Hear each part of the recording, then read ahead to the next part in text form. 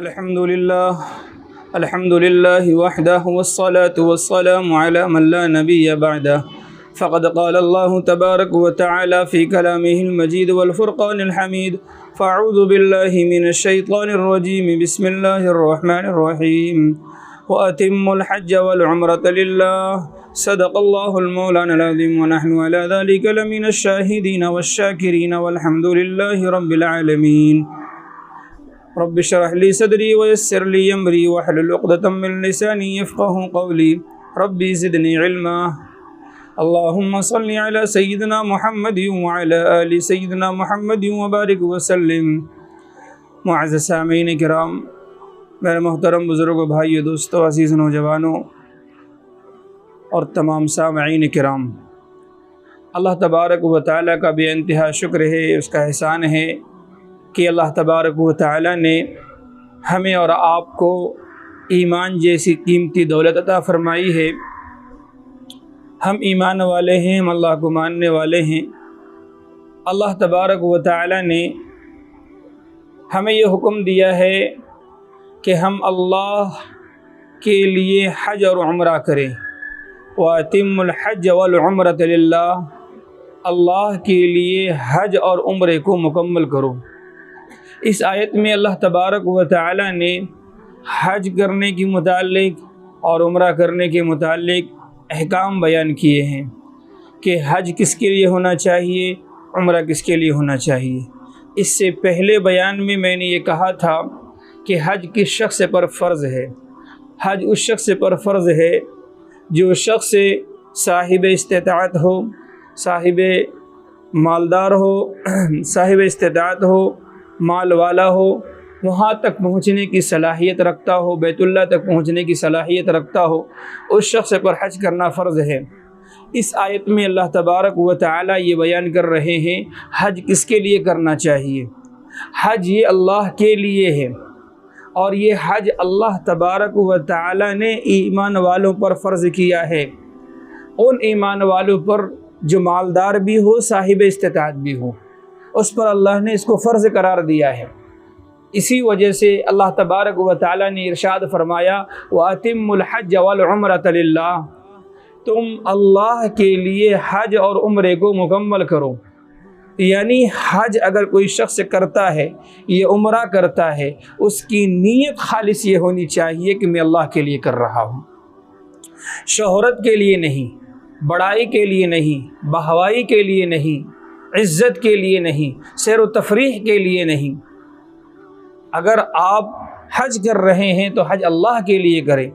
یہ حج اللہ تبارک و تعالی سے محبت پیدا کرنے کے لیے ہوتا ہے کہ جو شخص حج کرتا ہے، عمرہ کرتا ہے، اللہ رب العالمین اس کے گناہوں کو معاف کر دیتے ہیں.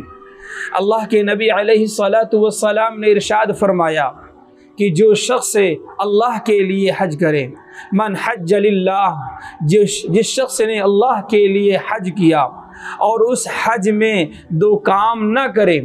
پہلی بات یہ حج وہ کر رہا ہے اللہ کے لیے، من حج للہ، جس شخص نے اللہ کے لیے حج کیا. پھر اللہ کے نبی علیہ الصلاۃ والسلام نے فرمایا فلم یرفث ولم یفسق، اللہ کے نبی نے فرمایا رفث بیکار کام، گناہ کے کام نہ کریں، ولا فسوق، اور فسق فجور نہ کریں. اللہ کے نبی علیہ الصلاۃ والسلام نے ارشاد فرمایا من حج للہ، جس شخص نے حج کا ارادہ کیا، جس شخص نے حج اللہ کے لیے کیا، پھر اللہ کے نبی نے فرمایا حج میں فلم یرفث، اس نے کوئی بیکار کام نہ کیا ہو، گناہ کا کام نہ کیا ہو، ولم یفسق، اور نہ اس نے کوئی فسق و فجور، کوئی گناہ کا کام کیا ہو، لغو کام بھی نہ کیا ہو، فسوق کام بھی نہ کیا ہو. رسول اللہ صلی اللہ علیہ وسلم نے ارشاد فرمایا کہ وہ اس حالت میں حاجی حج کر کے لوٹتا ہے کہ اس کے سارے گناہ معاف ہو چکے ہیں. وہ اس طرح سے لوٹتا ہے گویا کہ آج ہی وہ ماں کے پیٹ سے پیدا ہوا ہو.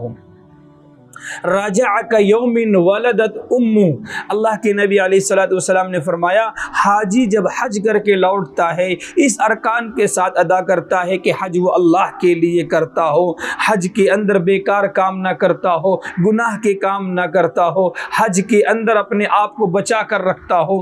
اللہ کے نبی نے فرمایا جو اس شرط کے ساتھ، اس حیت کے ساتھ حج کرتا ہے تو اللہ تبارک و تعالیٰ اس کو ایسا گناہوں سے پاک کر دیتے ہیں گویا کہ وہ آج ہی دنیا میں آیا ہے، آج ہی آیا۔ جس طرح ایک نیا بچہ ماں کے پیٹ سے جنم لیتا ہے تو اس کے نام اعمال میں ایک بھی گناہ نہیں ہوتا ہے، ٹھیک اسی طرح سے حاجی جب حج کرتا ہے، حاجی جب حج کرتا ہے، عمرہ کرنے والا جب عمرہ کرتا ہے، اللہ کے نبی نے فرمایا کہ وہ ایسے ہی اللہ تبارک و تعالیٰ ان کے گناہوں کو معاف کر دیتے ہیں کہ اس کے نام اعمال میں ایک بھی گناہ نہیں رہتے۔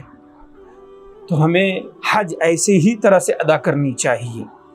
تو اللہ تبارک و تعالیٰ نے فرمایا حج اور عمرہ اللہ کے لیے کرو، اللہ کے نبی نے بھی فرمایا حج اللہ کے لیے ہے، تو کسی اور کے لیے نہیں کرنا چاہیے حج۔ بعض لوگ حج کرنے کے لیے جاتے ہیں، ان کی نیت ہوتی ہے سیر و تفریح کرنا، گھومنا پھرنا۔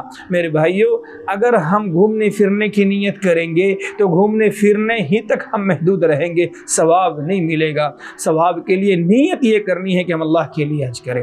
تو حج اللہ کے لیے ہے، عمرہ بھی اللہ کے لیے ہے۔ اور جو شخص بار بار حج کرتا ہے اور بار بار عمرہ کرتا ہے وہ شخص مالدار بھی ہوتا ہے۔ ایک شخص ہمارے قریبی رشتہ دار میں ہے، ہم نے اس سے پوچھا کہ بھئی آپ اتنا مالدار کیسے ہو گئے؟ حالانکہ آپ کی حالت بہت زیادہ خستہ تھی، آپ پریشان کن رہا کرتے تھے، آپ حالات کے مارے پریشان رہا کرتے تھے۔ کہا کہ اللہ کے نبی نے ارشاد فرمایا حج کرو، عمرہ کرو، مالدار ہو جاؤ۔ میں ہر سال حج کرتا ہوں، ہر سال عمرہ کرتا ہوں، اللہ ہمیں مال بھی دیتا ہے۔ تو بعض لوگ یہ سمجھتے ہیں کہ حج کرنے سے مال کم ہو جاتا ہے، حالانکہ ایسا نہیں ہے۔ جو شخص ہر سال حج کرنا چاہے حج کرے، ہر سال عمرہ کرنا چاہے عمرہ کرے۔ بار بار حج اور عمرہ کرنے سے اللہ ان کے مالوں کے اندر برکتیں عطا کرتے ہیں۔